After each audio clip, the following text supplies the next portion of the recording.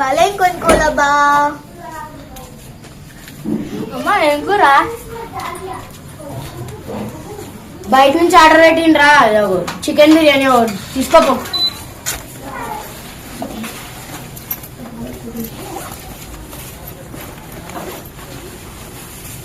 ఎన్ని పైసలు?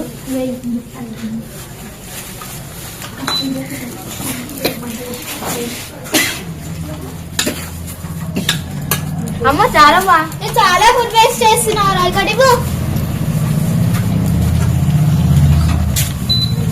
ఫుడ్ పడేయడం కంటే పెద్దవాళ్ళు తింటారు కదా. ఈ ఫుడ్ పడేయడం కంటే పెద్దవాళ్ళకి ఇస్తే బెస్ట్.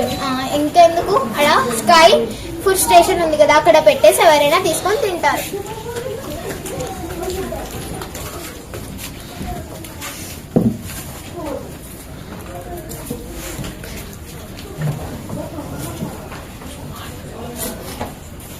అమ్మయ్య పెట్టేసి ఎవరైనా తింటారు.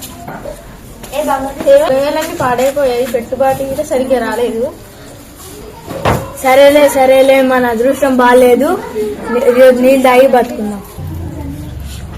అమ్మకి ఫోన్ హ్యాంగ్ అవుతుంది, నాకు కొత్త ఫోన్ ఇప్పి, లేకపోతే నీకు చంపేస్తా చూడు. కొనిస్తాలే. సరే ఈరోజు కూర ఏముండదు? కాకరకాయ కూర. ఎప్పుడు కాకరకాయ కూర వండుతానంటే నువ్వైతే ఎవరు తింటే కాకరకాయ కూర. ఎప్పుడు నువ్వు ఇంతే సతాయిస్తావులే. ఏందే మీ కాకరకాయలు పెద్ద కొనిచ్చినావులే. నా కాలు చేతులు మంచిగా ఉంటే నీకు బంగారం చేయిస్తుంది. ఎప్పుడైనా నువ్వు కొనిచ్చినావులే. అదే ఈ రోజు ఒక గల్లీ కవర్ చేసిన 50 రూపాయలు వచ్చినాయి. నీకేమైనా వచ్చిందా? నాకు ఒక్క గల్లీ చేసిన వాడు 1 రూపాయి కూడా రాలేదు. నీకు వచ్చినాయి? ఎన్ని వచ్చినాయి? నాకు 50 రూపాయలు వచ్చినాయి. నాకు 1 రూపాయి కూడా రాలేదు. స్కై ఫుడ్ స్టేషన్ కోసం పాడ ఫుడ్ ఉంటుంది.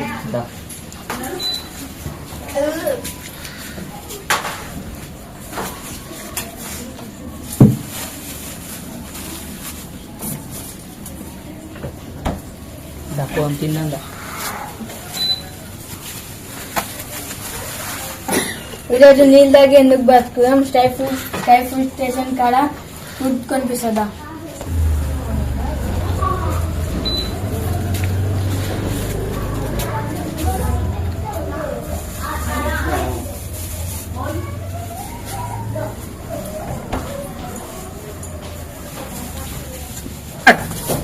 కాకరకాయ వాళ్ళు తింటారు, నేను ఫుడ్ స్టేషన్కి పోయి ఫుడ్ చేసుకుంటా.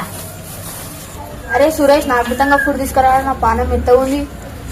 లేదు వస్తా.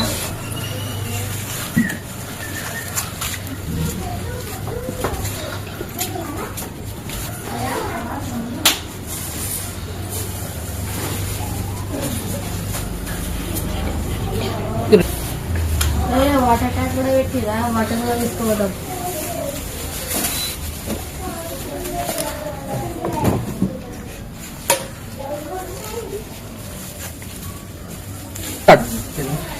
స్కై ఫుడ్ స్టేషన్ వల్ల మంచిగా ఫుడ్ దొరికింది ఈరోజు.